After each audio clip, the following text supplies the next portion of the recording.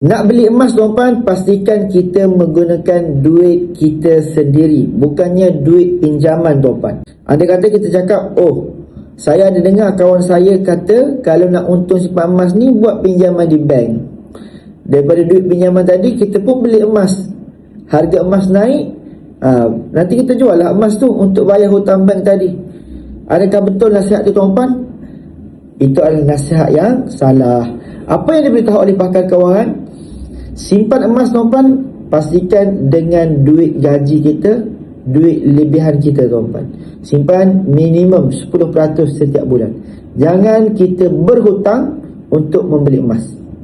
Nanti anda kata harga emas turun, kita akan rasa menyesal. Sedangkan bulan-bulan kita kena bayar duit kepada pihak bank.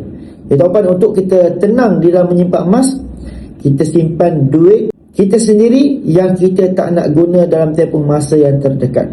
Jadi duit itulah yang sesuai untuk ditukarkan ke dalam bentuk emas fizikal macam ini. Jadi nak saran tuan-tuan mulakan simpan emas bersama dengan Public Gold, boleh DM saya akan bantu guide sebaiknya.